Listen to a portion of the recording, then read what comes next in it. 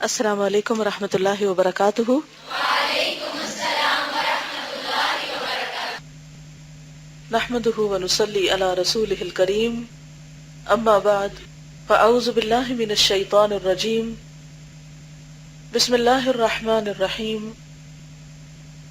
رب اشرح لی صدری ویسر لی امری واحلل عقدۃ من لسانی یفقہوا قولی۔ فصل 17، گناہ پر فخر۔ اب یہ دیکھیں نا، گناہوں کے اثرات بتا رہے ہیں نا، گناہوں کے کئی اثرات ہیں۔ پہلے انہوں نے وہ گنوائے، علم سے محروم، روزی سے محروم، کاموں میں مشکل وغیرہ وغیرہ۔ اس کے بعد کیا ہے؟ ایک گناہ اگلے گناہ کو جنم دے دیتا ہے، تو گناہوں کی ایک ٹرین چل پڑتی ہے۔ پھر یہ کہ انسان کا دل مردہ ہوتا ہے تو توبہ سے انسان بھاگتا ہے، توبہ نہیں کرنا چاہتا۔ اور پھر اس کے بعد ایک اگلی سٹیج کیا آتی ہے کہ گناہوں پہ فخر کرنے لگتا ہے، گناہ کر کے چوری اور اوپر سے سینہ زوری۔ آثار معاصی میں سے ایک یہ ہے کہ انسان گناہ کرتے کرتے اس کا عادی بن جائے، تو دل سے گناہ کی قباحت اور برائی ختم ہو جاتی ہے، یعنی گناہ برا بھی نہیں لگتا۔ پھر نتیجتاً وہ گناہوں کو برا نہیں سمجھتا اور لوگوں کی موجودگی میں بے باک اور برملا گناہ کرتا چلا جاتا ہے۔ ارباب فسق و فجور کے نزدیک تو یہ بات دل بہلانے کی دلچسپ چیز ہوتی ہے، جس میں وہ انتہا درجے کی لذت محسوس کرتے ہیں، یعنی گناہ کر کے اس پہ فخر کرنے میں لذت ان کو ملتی ہے۔ اس قسم کے لوگ تو معصیت پر برملا فخر بھی محسوس کرتے ہیں، لوگوں میں بیٹھ کر انہیں اپنے گناہوں کو فخر اور غرور کے ساتھ بیان کرنے میں کسی قسم کی آر محسوس نہیں ہوتی، یعنی برسر مجلس، برسر محفل وہ علل اعلان اپنے گناہوں کا تذکرہ کرتے ہیں اور تذکرہ کر کے لذت لے رہے ہوتے ہیں۔ اس درجے کے جرائم پیشہ لوگوں کے لیے خیر و عافیت کے دروازے بالکل مسدود ہو جاتے ہیں، توبہ و انابت اور استغفار کی راہیں قطعاً منقطع ہو جاتی ہیں۔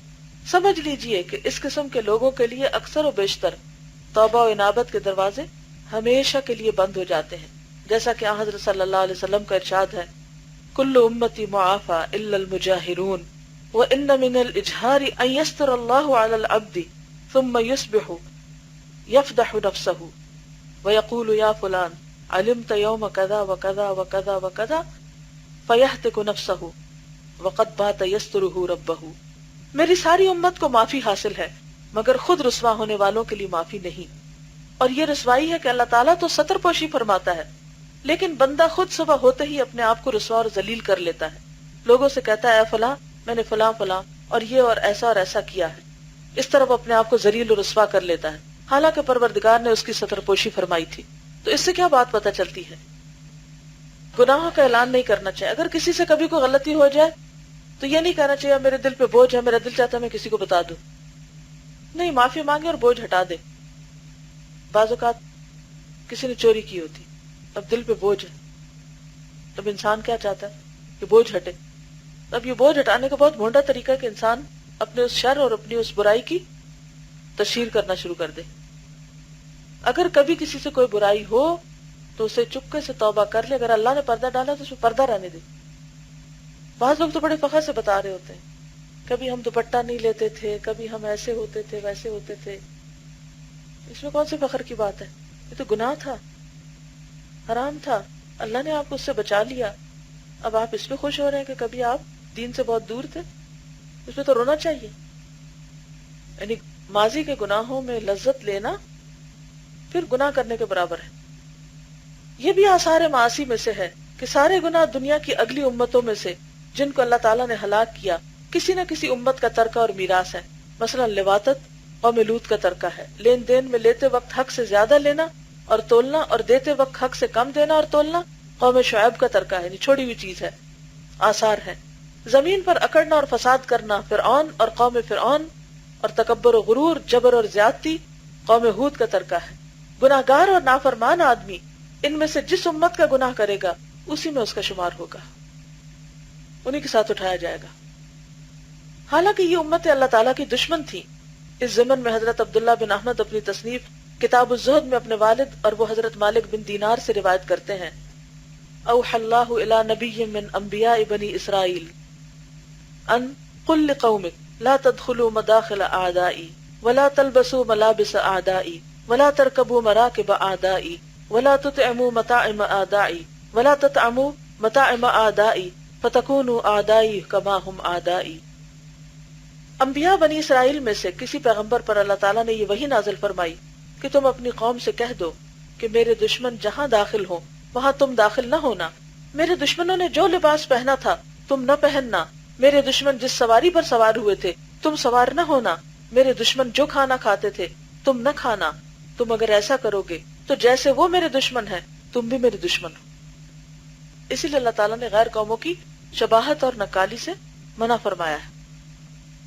حضرت عبداللہ بن عمر رضی اللہ عنہ سے مروی ہے کہ آن حضرت صلی اللہ علیہ وسلم نے ارشاد فرمایا، بعثت بالسیف بین یدی الساعة حتی یعبد اللہ وحدہ لا شریک لہ وجعل رزقی فی تحت ظل رمحی وجعل الذلة والصغار علی من خالف امری ومن تشبہ بقوم فہو منہم۔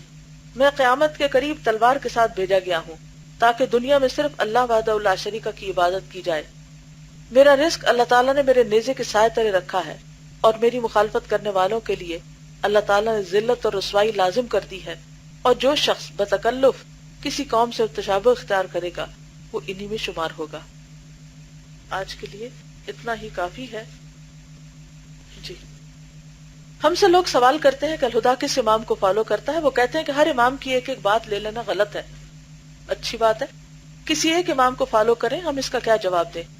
الہدا سارے اماموں کے امام کو فالو کرتا ہے۔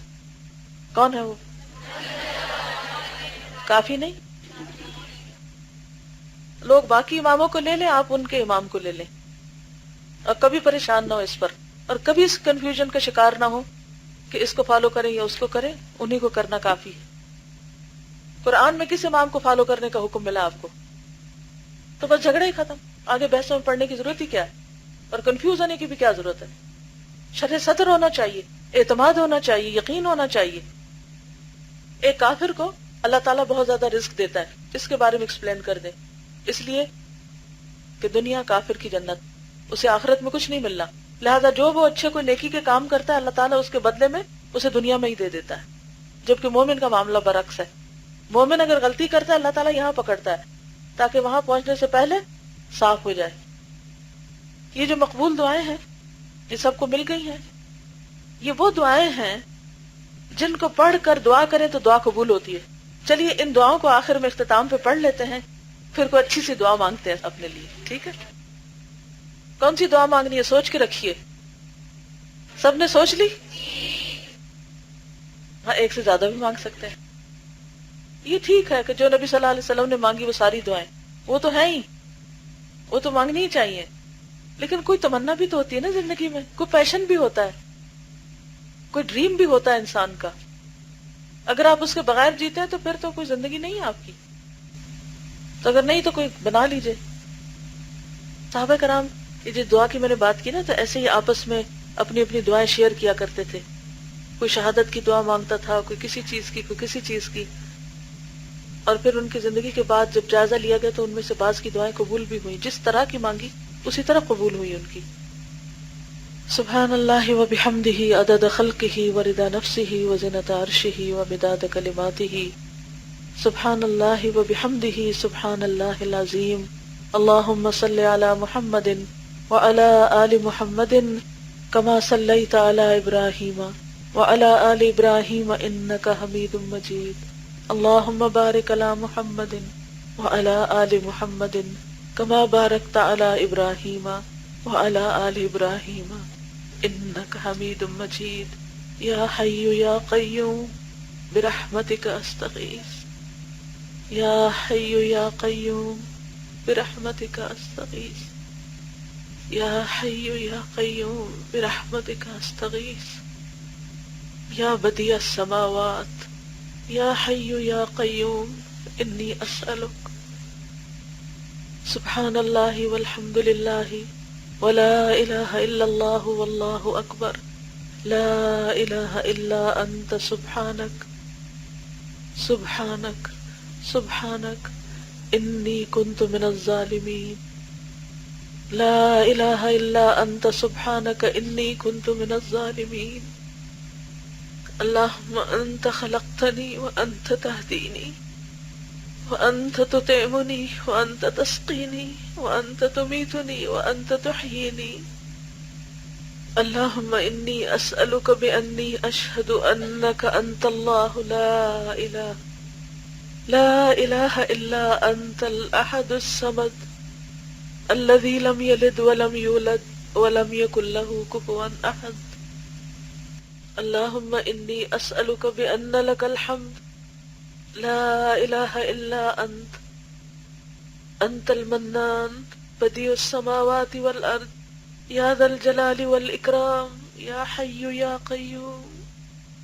لا إله إلا الله العظيم الحليم، لا إله إلا الله رب العرش العظيم، لا إله إلا الله رب السماوات ورب الأرض ورب العرش الكريم. لا إله إلا الله الحليم الكريم. سبحان الله وتبارك الله وتبارك الله رب العرش العظيم والحمد لله رب العالمين. لا إله إلا الله وحده لا شريك له، له الملك وله الحمد وهو على كل شيء قدير، وهو على كل شيء قدير. الحمد لله وسبحان الله ولا إله إلا الله والله أكبر ولا حول ولا قوة إلا بالله. يا ودود يا ذا العرش المجيد، يا ودود يا ذا العرش المجيد، يا فعال لما تريد. أسألك بعزك الذي لا يرام وبملكك الذي لا يضام وبنورك الذي ملأ أركان عرشك أن تكفيني عن كل شر. يا مغيث أغثنا، يا مغيث أغثنا، يا مغيث أغثنا، يا مغيث أغثنا، يا مغيث أغثنا. ربنا تقبل منا إنك أنت السميع العليم وتب علينا إنك أنت التواب الرحيم. وصلى الله تعالى على خير خلقه محمد وعلى آله وأصحابه وأهل بيته أجمعين برحمتك يا أرحم الراحمين.